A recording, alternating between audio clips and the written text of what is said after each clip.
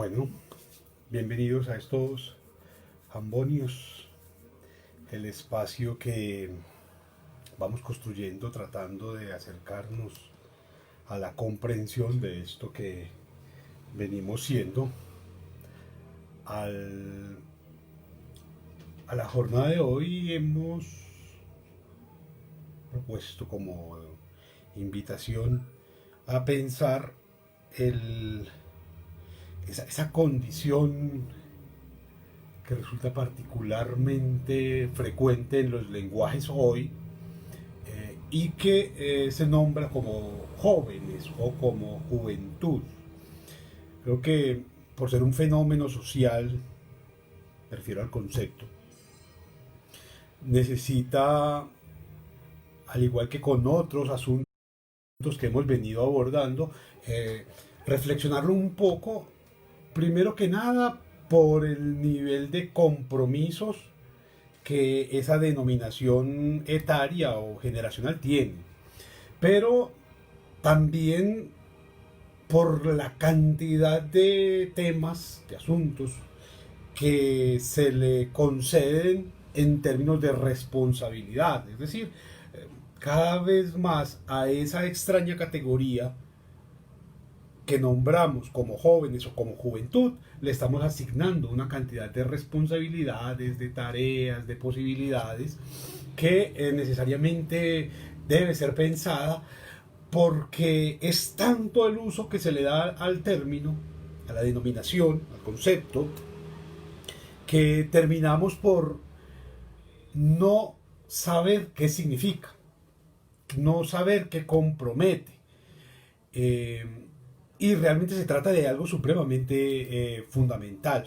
En algún otro momento señalé que era un fenómeno social bastante nuevo, que tiene cerca de 50, 70 años, antes de la década del finales de la década del 60 no se conocía la palabra en términos reales, en términos funcionales, en términos societales, sino que digamos que la vida de los seres humanos estaba comprometida como en dos momentos vitales, ¿cierto?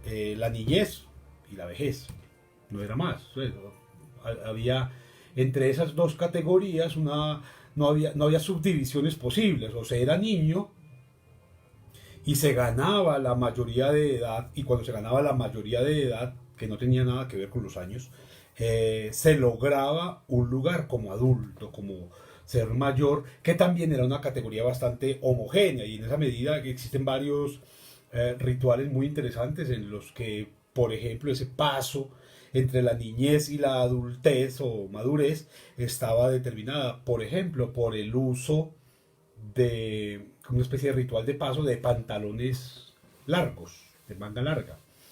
Los niños utilizaban pantalones de media pierna o pantalonetas, especies de shorts, y solamente los pantalones largos eran posibles en la medida en que se ganara un lugar de responsabilidad, de peso, de existencia social como seres adultos en el caso de los hombres. Con las mujeres el asunto no ha sido, digamos, muy transformado en términos de ritualización, porque ese periodo un poco principesco, lamentablemente, de los 15 años es el que ha marcado ese, bueno, para el caso de Occidente por lo menos, es el que ha marcado ese paso entre la niñez y la edad productiva o la edad reproductiva o la edad casamentera. Entonces la ceremonia de 15 años, por ejemplo, es un tema bien interesante que vale la pena abordar también de manera independiente, pero ese ritual de paso de los 15 años es el que marca el cambio entre la niña y la mujer, en el caso de Occidente. En el caso, por ejemplo, de culturas indígenas, tienen ceremonias muy bellas, o como la menarquia, ¿cierto? Ese primer periodo menstrual que marca la diferencia entre la niña y la mujer, es decir, aquella que puede empezar no solamente a tener relaciones sexuales, sino que además puede asumir responsabilidades sociales. Y entonces con esa menarquia viene la posibilidad, por ejemplo, de ser tomado en cuenta para la toma de decisiones, para la elección en algunas responsabilidades, en algunos cargos. Entonces, con los que tradicionalmente se les llamaba varones, con los varones pasaba eso, ¿no? En la medida en que usted se ganaba por algún hecho, por algún acto, por alguna decisión, por algún compromiso, los pantalones largos, por ejemplo, eh, en otros casos tenía que ver con, ya no con los pantalones, sino con una responsabilidad específica. En algunas tribus se manifiesta a través de rituales de paso que tienen que ver con la cacería, con algunas formas de pintura, con algunas manifestaciones estéticas. Pero digamos que ese paso siempre ha sido importante y sin embargo Occidente no lo va a marcar, no lo va a presentar, sino hasta muy entrado el siglo XX, finales del siglo XX, hacia la década del 60, cuando hay una ruptura. Y esa ruptura es importante pensarla porque nos define hoy. A partir de ese momento en el que se hace visible, pero además se reconoce la condición de jóvenes, se les conceden a ellos, a quienes hagan parte de ese grupo generacional, una cantidad de privilegios, una cantidad de posibilidades, una cantidad de derechos, y eso es muy importante entenderlo también. Pero también se le van a delegar determinadas responsabilidades y tareas que, si bien están en el marco de lo simbólico, no dejan de ser supremamente determinantes. Ahora, esto resulta tan absolutamente tentador, esta condición de joven, que se va a volver algo totalmente envidiable. Envidiable hasta por quienes no ingresan en ese ideal previo de lo que era la juventud. Y entonces, quienes tradicionalmente se asumían como niños o estar en la niñez, van a pretender muy rápido querer ser mayores, querer ser jóvenes, para poder tener acceso a o la posibilidad de.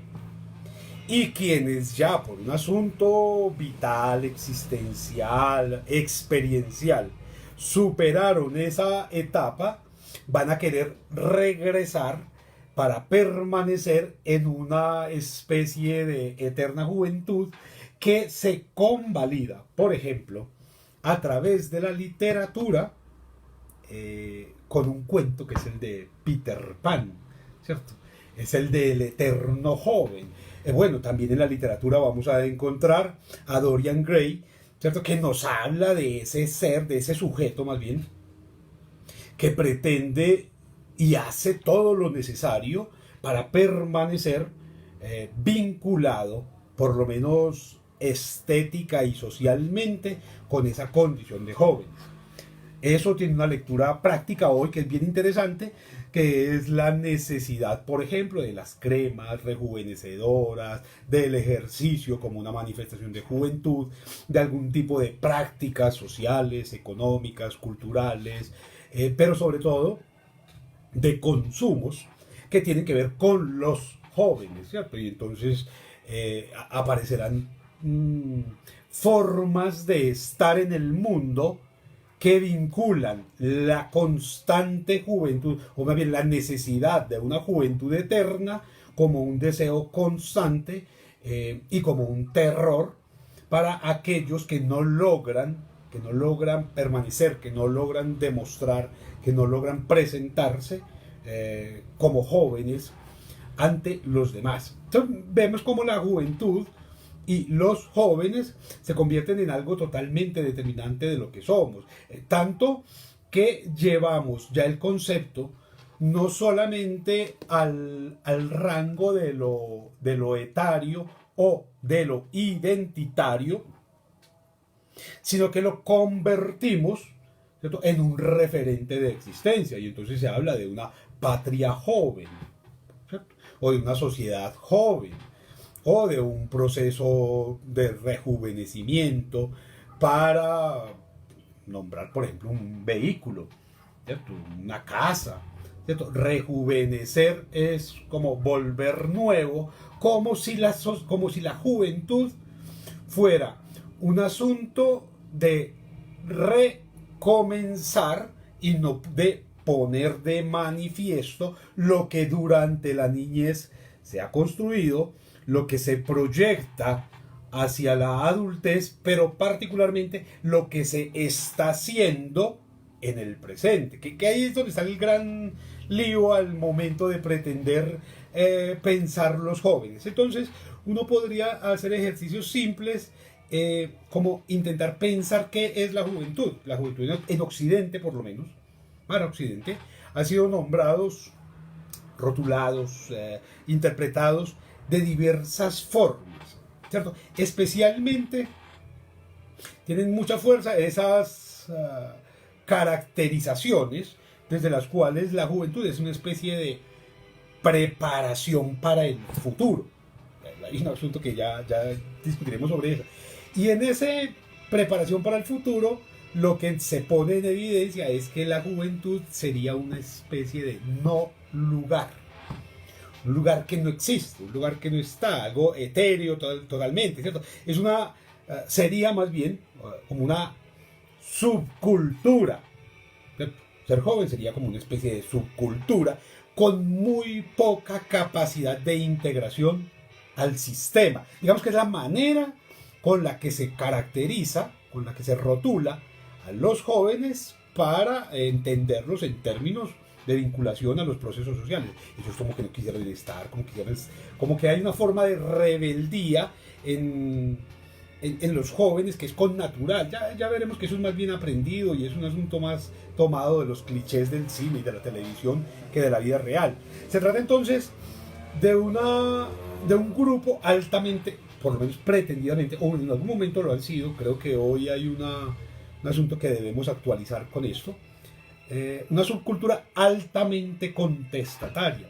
Claro, en su momento, cuando surge y se reconoce, y es muy interesante porque esto surge y se reconoce sobre todo a partir de la literatura, a los jóvenes se les identifica con inadaptados a normas, ¿cierto? Como con propuestas de transformación constantes, que son cuestionadores, que son contestatarios, que se niegan a esas formas de autoridad tradicionales del sistema, de la familia, de lo político, de los partidos tradicionales.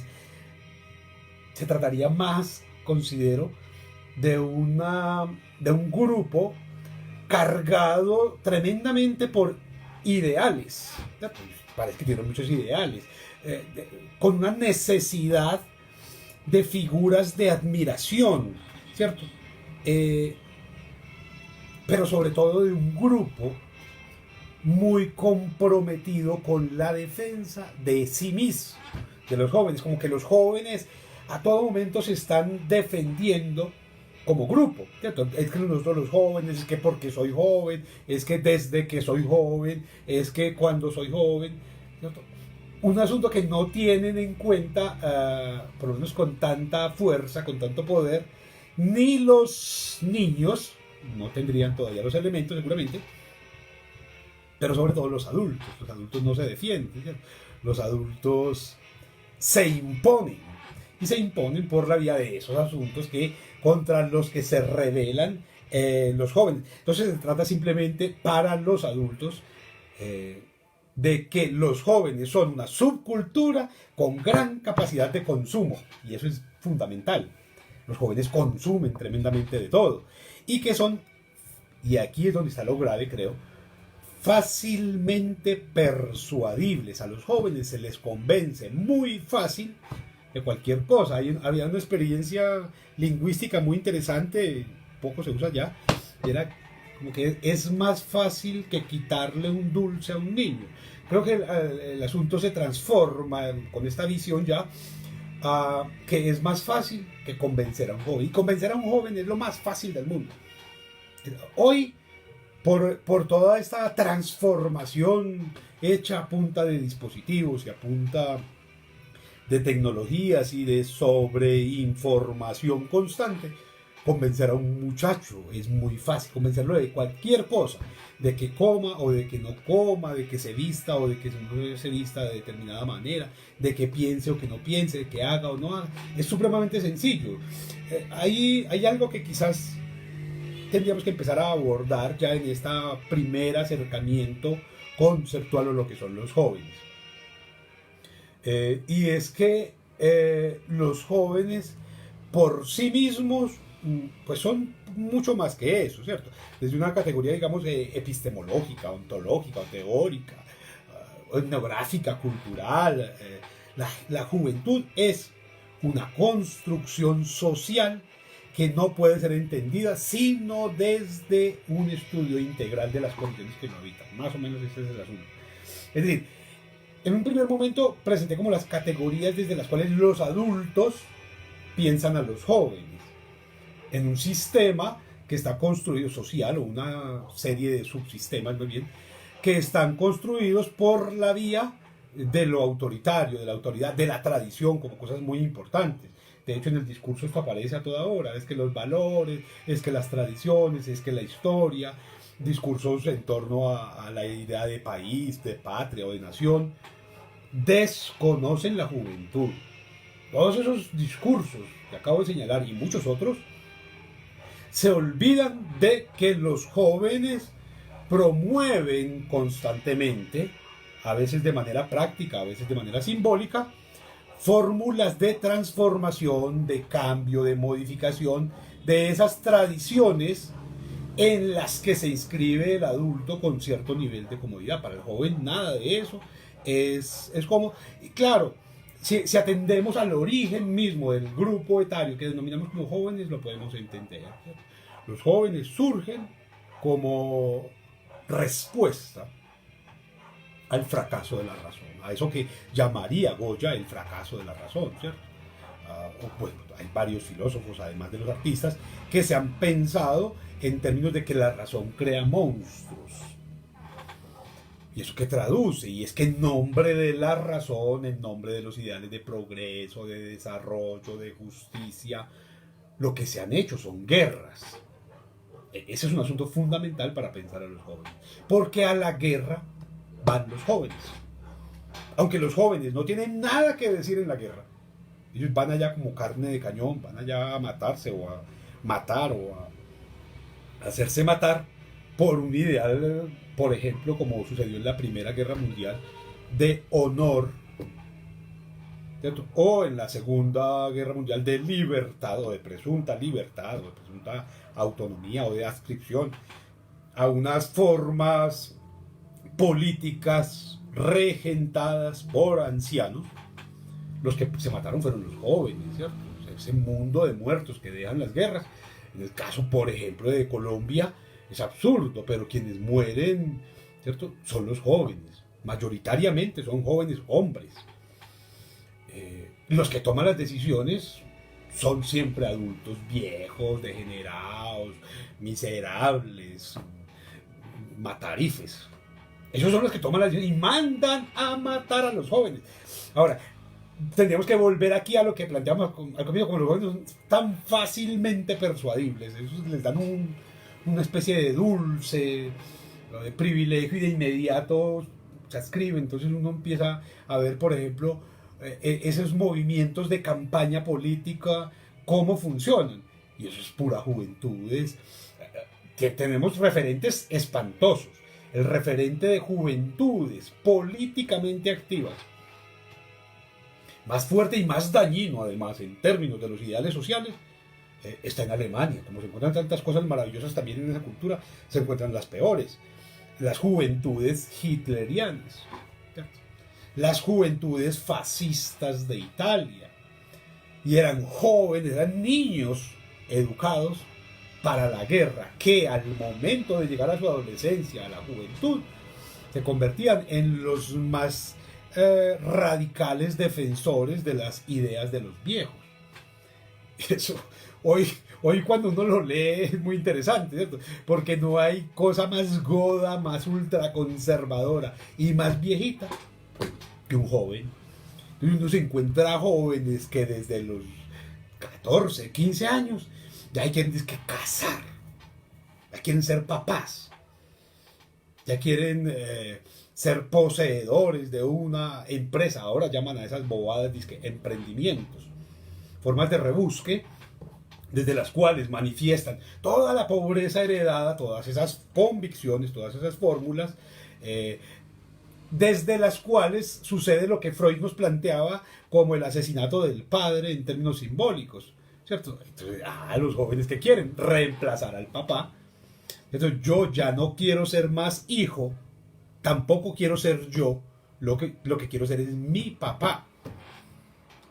Y eso en la literatura está perfectamente reflexionado, dibujado, descrito, puesto en la literatura, en la pintura.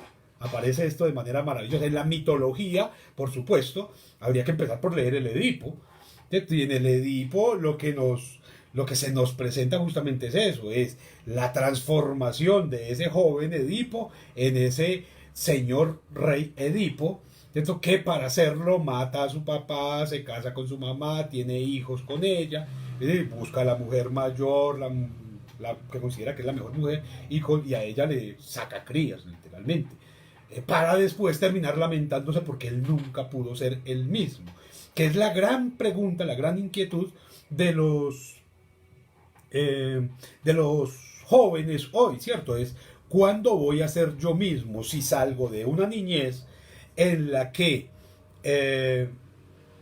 me han venido diciendo qué tengo que hacer, cómo lo tengo que hacer, dónde lo tengo que hacer y a qué horas lo tengo que hacer, y sobre todo para quién o para quiénes lo tengo que hacer, y entro a un periodo de existencia en el que tengo que hacer todo exactamente igual, ¿cierto? Pero ya no con los privilegios de ser niño, sino con las responsabilidades de ser adulto, de ser adolescente. Y entonces eso es muy interesante porque normalmente los niños son capaces de inventar historias que los mayores aplauden y reconocen y celebran. El unicornio, los colores del cielo, las mariposas, cosas que están pasando en su cabeza, que construyen ellos y que son maravillosas, que el adulto aplaude, pero que cuando llega un momento, no sé, hasta los 6 o 7 años, son válidas. Después de los 6 años, usted ya está muy grande para estar diciendo esas cosas, usted está muy grande para creer en eso, usted está muy grande para seguir haciendo eso, usted ya está muy grande, entonces tiene que encargarse tiene que asumir la responsabilidad tiene que cuidar a. Y ahí es donde esa condición de joven entonces sí se nos vuelve importante de reflexionarla. Y esto sucede tanto en el marco de lo urbano como de lo rural. Entonces, digamos que como una respuesta de los adultos, o por lo menos de algunos adultos adoloridos en algún momento por toda esta situación, surgen asuntos tenaces como los derechos de los niños.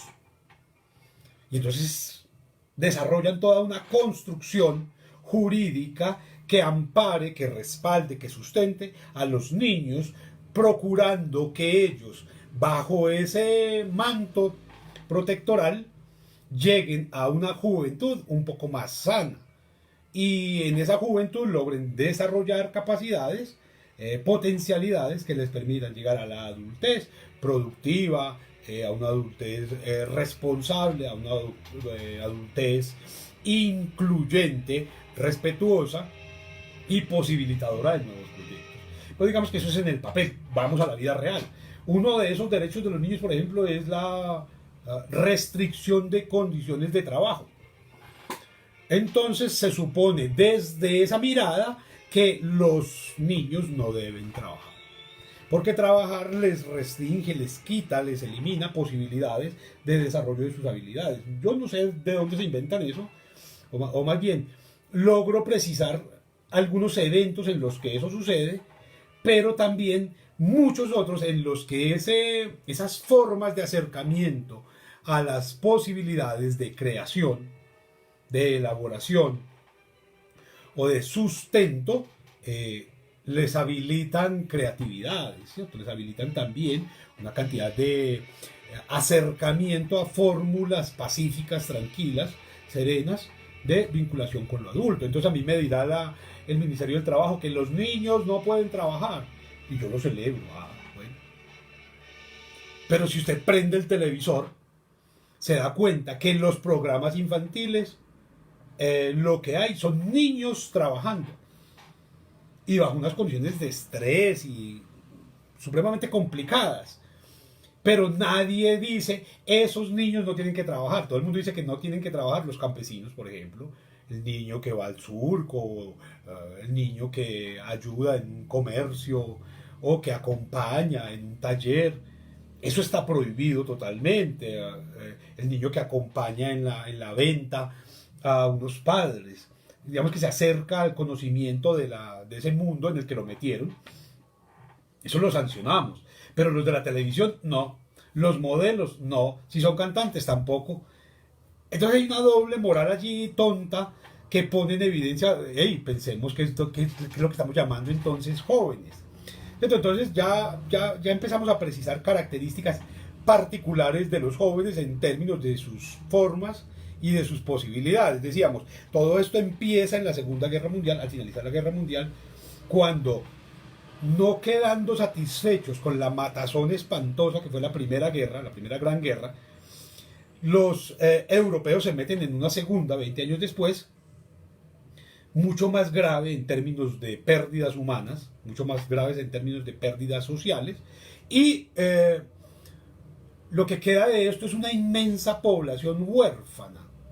En las guerras eso es lo que pasa, los huérfanos abundan, y esos huérfanos de padre mayoritariamente, o hijos de esas violencias que genera la guerra también, hijos de violaciones, por ejemplo, hijos de desplazamientos forzados, de redistribuciones poblacionales, van a entender por fin, y en esto habría que entender un poco a los viejos, hay algunos viejos que en el discurso por lo menos saben cosas maravillosas y plantean que la primera vez que sucede algo es por ignorancia y la segunda vez que sucede es una experiencia y la tercera vez que sucede es una manifestación de que no hay vergüenza, de que no hubo aprendizaje. Entonces estos europeos particularmente, que es de donde va a salir toda esta idea de la juventud, con la Primera Guerra Mundial no aprenden, con la Segunda tienen experiencia y con la tercera empiezan a rebelarse. Es decir, esos jóvenes, un momentico, mi abuelo murió en la guerra, en la Primera Gran Guerra, en la Primera Guerra Mundial, tratando de defender una idea de honor. Mi padre muere en la guerra, en la Segunda Guerra, procurando reivindicar unas ideas de libertad y de independencia. Pero ¿y yo por qué carajos voy a tener que ir a la guerra? Si a mí no me interesa ni el honor, ni esas ideas que han llevado a la gente, a las sociedades, a la violencia. Yo tengo la posibilidad, sería más o menos como el postulado generalizado, de diferenciarme de esas sociedades que han mostrado ya a través de guerras, a través de violencias, a través de conflictos supremamente violentos y sangrientos, de buscarme, de encontrarme, de ser algo distinto de lo que fueron mis padres y mis abuelos, de crear una sociedad nueva. Y eso va a dar origen a algo que se llama, o se conoce como la contracultura, unas manifestaciones de los jóvenes en los que decían, hombre, yo quiero ser otra cosa. Yo no tengo por qué seguir con el negocio de la familia, yo no tengo por qué seguir con las tradiciones de la familia, con las prácticas de la familia, con las propiedades de la familia, con las necesidades y con los problemas de la familia. Puedo empezar a buscar nuevas fórmulas desde las cuales yo construya mi propia vida. Esa es la juventud. Ahora, eso funcionará entre la década del 70 y quizás 80. Y se hace muy fuerte y se hace evidente y van a ser esos jóvenes precisamente los que van a reivindicar una serie de derechos, una serie de posibilidades en las que ser joven se vuelve fundamental y entonces ustedes lo van a encontrar quizás hasta finales de la década de los 90 que esos jóvenes se oponen a grandes conflictos, y no solamente en Europa, ¿cierto? También lo van a hacer en Asia, también lo van a hacer en Norteamérica, y en Norteamérica se van a reunir y van a pelear contra el racismo, y todavía hoy lo están haciendo, van a pelear por los derechos civiles, y van a pelear por los derechos de la mujer a un lugar de igualdad o de equidad frente a los hombres en una sociedad marcadamente machista, en una sociedad marcadamente determinada por las tradiciones, van a pelear por derechos sexuales. En una sociedad totalmente heterosexual van a aparecer las diversidades sexuales como una posibilidad, y esto lo hacen son los jóvenes, esto no lo hacen los adultos, esto no lo hacen los viejos, lo hacen los jóvenes. Es decir, tendríamos allí en un primer momento, y habría que volver a otro dicho de estos ancianos, y es que toda escoba nueva barre bien, y los jóvenes recién creados van a consolidar proyectos culturales de transformación política, social, económica, cultural, deportiva, maravillosos. Entonces se van a oponer en Tiananmen hasta los tanques de guerra, que ahora que se acaba de cumplir 31 años de esa manifestación, de ese asesinato tremendo de jóvenes. Se van a oponer en Tlatelolco también a unas medidas policivas, restrictivas, políticas absurdas en el caso de México. Se van a poner en Estados Unidos a una cantidad de disposiciones políticas y las van a cambiar, van a lograr muchas cosas. En el caso de Colombia hay algunos jóvenes que salen a la calle y logran transformar cosas también. Ahora, eso no es solamente de los 60, de los 60, ahí habría que hacer claridades. Ya en 1913, en Córdoba, Argentina, se habían presentado manifestaciones de estudiantes. Desaparecieron en la historia, la gente no las recuerda, pero fueron muy importantes. Son las que le dan origen, por ejemplo, a la libertad de cátedra en las universidades, las de Córdoba, Argentina. Pero digamos que todo eso quedó perdido por la Primera Guerra, por la Segunda Guerra y por el periodo de posguerras. Y luego, en la década del 60, ya se reivindican estudiantes por todas partes. Entonces los jóvenes, por ejemplo, en Nicaragua, van a jugar un papel fundamental. En el caso de Cuba, en el caso de todos esos movimientos insurgentes. Ahí volveremos a la palabra que tanto aterra a mucha gente. Se volvieron subversivos. Y a veces subversivos desde las artes, a veces desde el discurso, a veces desde las estéticas, y entonces resulta que los jóvenes tradicionalmente se habían tenido que motilar como los abuelitos y empezaron a dejarse crecer el pelo. Y aquí se van a encontrar unos ejemplos maravillosos en el nadaísmo, por ejemplo. Gonzalo Arango y todos sus seguidores se dejaban el pelo hasta las orejas y ya los consideraban una especie de guerrilleros tremendos porque se estaban dejando el pelo largo. Tener el cabello largo para los jóvenes es una manifestación bien interesante de rebeldía contra sus padres. El tipo de ropa que se van a poner, ¿cierto? Es a partir de esas reivindicaciones, por ejemplo, de las jóvenes en este caso, que van a aparecer cosas como la minifalda, como el bikini, que van a aparecer prácticas estéticas como rasurarse, ¿cierto? Tradicionalmente los viejos se dejaban la barba como una forma de manifestación de respeto, de posicionamiento social, pero luego, durante el comienzo del siglo XX, por esa adscripción con la autoridad, con lo militar, con lo formal, empezaron a afeitarse. Y los jóvenes deciden que no me tengo que afeitar. Y las mujeres que se ponen bikinis, por ejemplo, apenas pasada la década del 60, comenzando el 70, empiezan a encontrar que el bikini está muy bien como una prenda que les permite manifestarse frente a la sociedad a partir de su ser, también físico, y descubren cosas que todavía hoy nos convocan, ¿cierto? Y descubre que se tienen que afeitar. Y entonces, por ejemplo, esa práctica de rasurarse el cuerpo en distintas partes, incluidas las partes pubendas que llama la literatura, surge del bikini. Es decir, surge de la manifestación real, estética de los jóvenes. En la década del 70, eso no existía, a nadie se le ocurría ese tipo de prácticas. Hoy se volvió una especie de imposición que no solamente se aplaude, sino que se exige. Entonces, miren cómo si los jóvenes fueron capaces de construir cosas tremendas, algunas medio simples, pero de gran peso, como esa, pero también transformar sociedades, transformaron a Cuba, ¿cierto? Fueron capaces de sacar de allí a Batista, montaron un régimen que algunos lo aplauden y otros escupen, que es el régimen de Castro, pero cambiaron la sociedad. Eso no tiene ninguna duda. Sucedió en Nicaragua, intentó suceder en Bolivia, sucedió en Argentina con la oposición a Videla, sucedió en Brasil con la oposición a Getulio Vargas, sucedió con la oposición a Stroessner, sucedió con la oposición, por ejemplo, a Pinochet, sucedió con la oposición a todos esos regímenes dictatoriales que durante la década del 70 y 80 se impusieron y permanecieron hasta que los jóvenes asumieron procesos como el del no en Chile, que obliga, ¿cierto?, a que haya elecciones y con eso quitan a Pinochet del poder presidencialmente elegido ya en ese momento y obligan a que haya democracia. Entonces los jóvenes allí ahí cumplen un papel fundamental. ¿Y por qué los jóvenes pueden hacer esas transformaciones? Porque son rebeldes, porque son cuestionadores, porque son propositivos, porque no son tan fácilmente persuadibles como los adultos los categorizan en su momento. Claro, son los jóvenes los que van a cambiar la Guerra Fría a partir del desarrollo, por ejemplo, de tecnologías, y cómo cambió la Guerra Fría. Entonces, ese esquema tradicional de la Guerra Fría que por tantos años mantuvo al mundo entre rojos y azules.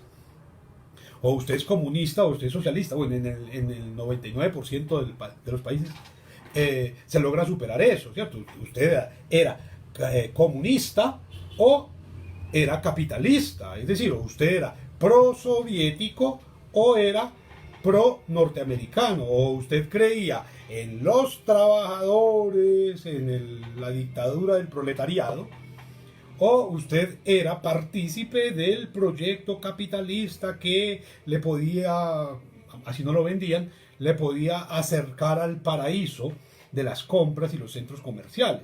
Esto va a desaparecer en el momento en que la Unión Soviética pierde todo el poder frente a los Estados Unidos. ¿Y por qué lo perdió? Porque la Unión Soviética no fue capaz de entender el mundo, las transformaciones que se estaban dando en el mundo por la vía de los jóvenes. ¿Cierto? La Unión Soviética, con esos planes quinquenales de manejo de la economía, imposibilitaba aceptar, asumir, introyectar las ideas jóvenes, y se quedó obsoleta en unos gobiernos que veían a los jóvenes como se caracterizaron en esta conversación al comienzo.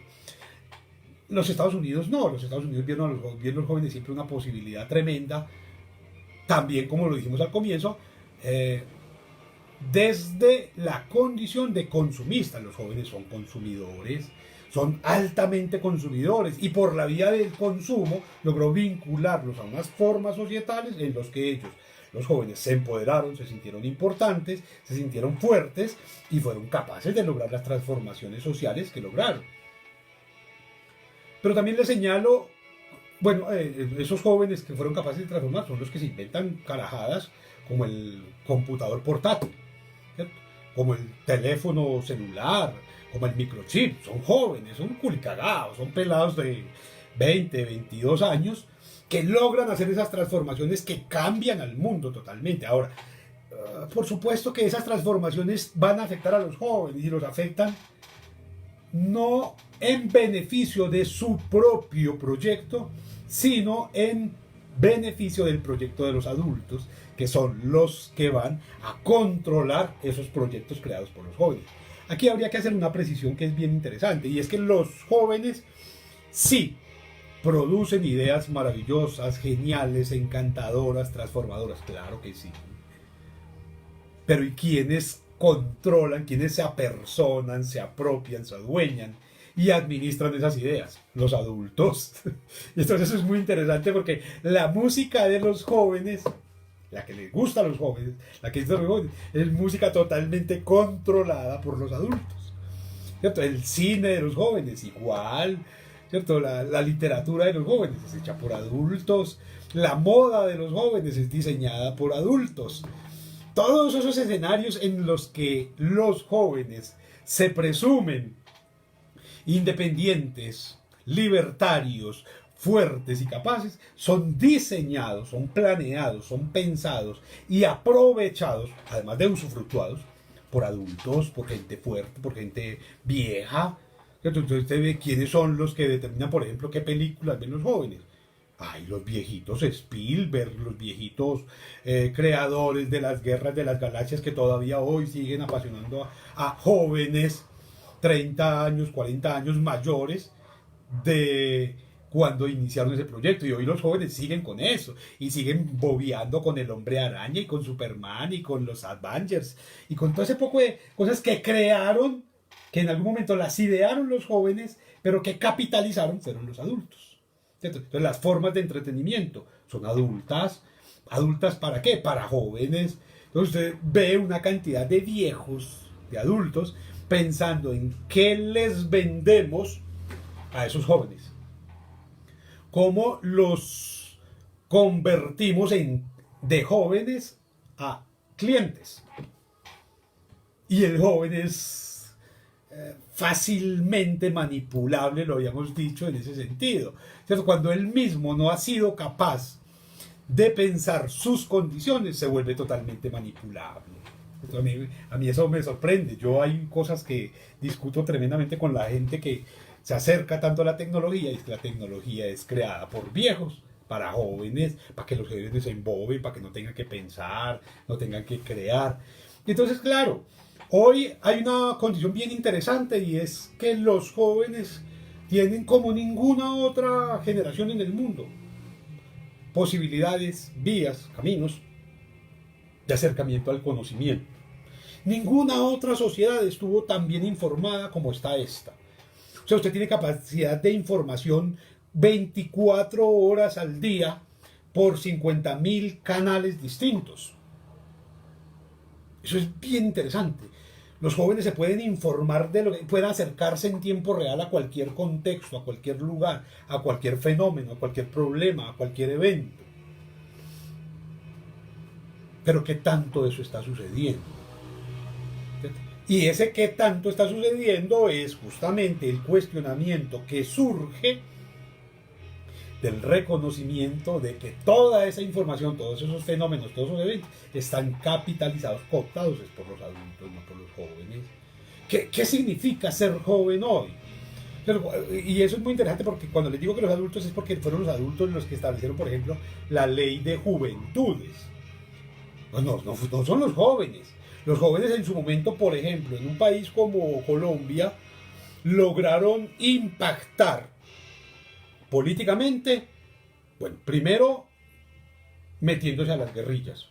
Y entonces las guerrillas en este país fueron de jóvenes, y cuando usted revisa lo que fueron las FARC, los que fue el ELN, el EPL, el M-19, fueron guerrillas surgidas de jóvenes pelados de 18, 19, 17 años. Ahora, ¿surgieron porque eran bobos? No, es que el ejército también estaba lleno de jóvenes. El ejército tradicionalmente ha estado vinculado hasta hace relativamente poco a adolescentes, ¿cierto? Hace apenas unos pocos años en que se estableció una norma que efectivamente había que esperar a que el joven cumpliera la mayoría de edad para poder ir al ejército. Pero hubo un momento, hasta hace muy poco, en el que los jóvenes salían del colegio o eran atrapados yendo a comprar el pan y les ponían un uniforme y un fusil y un escudito aquí, listo, usted es soldado de la patria, vaya mátese, vaya mate a otros. Una respuesta a eso son las guerrillas, por supuesto, y las guerrillas están construidas por jóvenes, pero después 30, 40 años después de las guerrillas, van a surgir los grupos paramilitares, y esos ¿quiénes son? Jóvenes. Esos son los viejos, ¿cierto? Los gobernadores, los alcaldes, los que después van a protagonizar videos cortos, se van a encargar de crear convivir y paramilitarismos y formas de guerra de ultraderecha que se sustentan en la existencia y en la idiotez del joven que se va a matar a otros jóvenes. Entonces, miren cómo todo el conflicto tiene que ver con los jóvenes, pero los jóvenes se hacen los tontos, los que no es con ellos. Entonces, primero por la vía del ejército, después por la vía de las guerrillas, después por la vía de los paramilitares, o por la vía de los combos, de los muchachos, de las bandas de barrio, o del traqueteo para el narcotráfico. Jóvenes. Uno lo que identifica allí son jóvenes. Y jóvenes en todos esos escenarios que he venido mostrando. totalmente militantes de causas de viejos. Uno se hace la pregunta, ¿y dónde están los líderes juveniles en Colombia? ¿Dónde están los líderes juveniles en América Latina? Y eso es muy interesante porque sale una niña por allá de los países nórdicos, Greta, a hablar del medio ambiente y todo el mundo la aplaude, le ofrece premios Nobel como a Malala, premio Nobel, reconocimiento, aplausos, flash, cámaras, todo el mundo encima de ellos haciendo eco de esa propuesta que desde sus visiones del mundo se están haciendo para el medio ambiente o para la paz o para la igualdad o para el reconocimiento de las mujeres o para el cuidado de la sexualidad de las niñas. Ideales maravillosos. Y uno dice, bueno, ¿y en América Latina qué pasa? ¿Dónde están los jóvenes en América Latina hoy? Aquí estuvieron y lograron cosas espectaculares, geniales. Para mí, con solo el acto de la libertad de cátedra, ya hicieron una cosa gigantesca, haber logrado eso. Pero haber logrado transformar regímenes políticos, haber puesto a temblar a dictadores, haber logrado derrocar dictaduras, ya me parece que es una cosa absolutamente gigantesca, grandiosa, que hicieron los jóvenes. Haber transformado el arte, haber transformado las manifestaciones de cultura. Eso es un logro totalmente genial. ¿Y dónde están los líderes juveniles hoy? ¿En dónde están? ¿En dónde están? Restregando reggaetón. Y quiero decir, el reggaetón puede, hay quienes defienden que eso es una propuesta musical. Yo sé que es ruido convertido en una especie de ritmo. ¿Han hecho arte? Sí, aquí ha habido artistas maravillosos. Pero ¿y dónde están frente a todas estas contingencias? Yo quisiera saber dónde están los jóvenes, por ejemplo. Los excluyen hasta el coronavirus. En el coronavirus hay dos poblaciones importantes. O los niños o los ancianos, que son los de alta vulnerabilidad. O, de otro lado, también dos, los empleados y los desempleados. ¿Y dónde están los jóvenes? Yo constantemente, un poco por el ejercicio profesional que realizo, estoy en contacto con todo tipo de público y eso es muy interesante porque uno ve cómo a los jóvenes, por ejemplo, les metieron a las malas, una fórmula de adiestramiento por vía de lo virtual y lo aceptaron. O sea, ellos que disfrutaban de la cafetería, que disfrutaban del encuentro, que disfrutaban de una cantidad de escenarios, de sociabilidades, les dijeron, a partir de mañana la universidad es virtual. Y se fueron para la casa, prendieron su computador, su teléfono, su iPad, lo que sea, lo pidieron prestado, porque la mayoría no tienen, y aceptaron pacíficamente. Y entonces empezaron a quejarse, ay, es que los profesores no son jóvenes. Los profesores no son jóvenes, por eso los profesores no saben conducirse frente a una cámara, ¿cierto? Por eso los profesores no saben hablar el lenguaje de las tecnologías, no saben hablar el lenguaje de la virtualidad. Y entonces convirtieron la pantalla del computador, la cámara del PC, la convirtieron en un aula de clase y dan las clases normalito, tal cual. Hay algunos que inclusive cuelgan en la parte de atrás de su casa un tablero, se paran y hacen las figuras, los muñequitos y ya. Y luego les ponen las mismas tareas. Y los jóvenes están callados como tontos, aceptando todo. Sí. No hay problema. ¿Y a cambio de qué? ¿Y los jóvenes por qué se metieron en proyectos políticos o económicos transformadores? Quiero decir, crear, por ejemplo, en el caso de Israel, los kibbutz, o en el caso, por ejemplo, de Centroamérica, experimentos como Solentiname, o como SAL, Sacerdotes por América Latina. Toda esa mirada de revisión de las formas en que se había controlado toda forma de construcción de conocimiento y de propuestas nuevas. ¿Por qué se metieron aquí? Porque querían cambios. Porque no se sentían contentos, porque no se sentían satisfechos. Y se organizaron como guerrillas, como paramilitares, como protestantes, como marchantes, como proyectos artísticos. Y entonces uno encuentra una serie gigantesca de pensamiento desde la estética artística muy importantes, ¿cierto? Y uno encuentra que este mundo lo cambiaron, por ejemplo, en el caso del arte colombiano, un grupito de peludos de la Universidad de Antioquia y de la Universidad del Valle, los nadaístas, unos pelados de nada y a punta de poesía cambiaron el mundo. Cambiaron la visión que se tenía del periodismo, de la literatura, de la poesía, y dejamos de estar adorando los camellos y adorando los ruiseñores y adorando todas esas vainas que escribía Guillermo León Valencia, para empezar a pensar una poesía mucho más moderna, mucho más joven, mucho más contemporánea. Como joven, García Márquez transformó cosas con sus cuentos y después, ya cuando era viejo, las siguió transformando con las novelas. ¿Cierto? Pero también como jóvenes hay una cantidad de novelistas, de cuentistas que cambiaron eso, ¿cierto? En algunas partes del mundo hubo unos personajes maravillosos que cambiaron esto, que se llamaban jóvenes, y eran cantantes, y a punta de guitarra, desconozca pues el impacto que tuvo alguien como Serrat siendo un adolescente en las transformaciones sociales del mundo.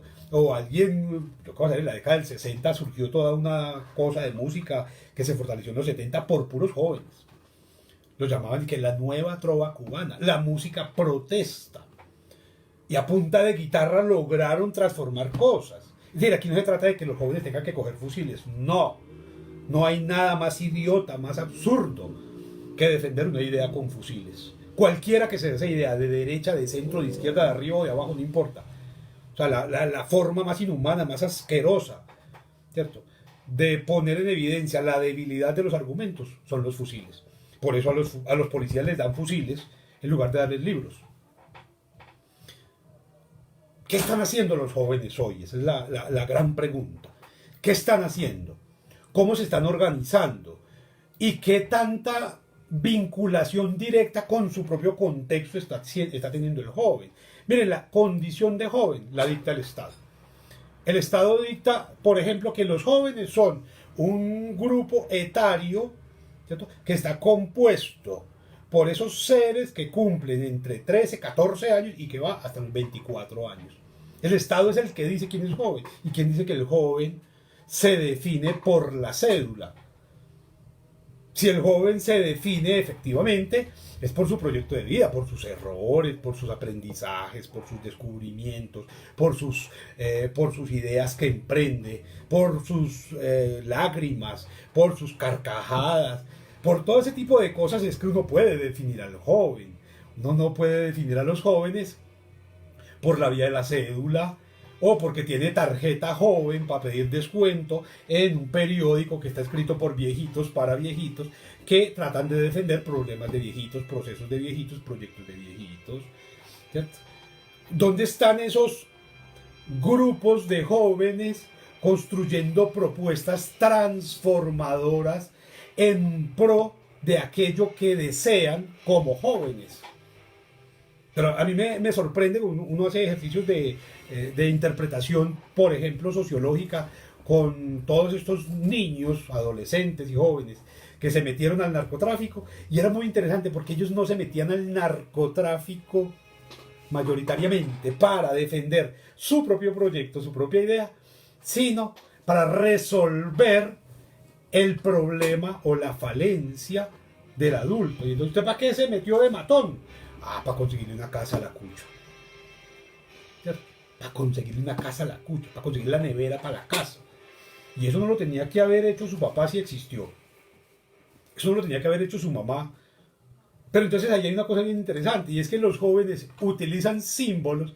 Por lo menos en la década del 70 y 80 utilizaron un símbolo que a mí me parecía espectacular, que era el de las piedras.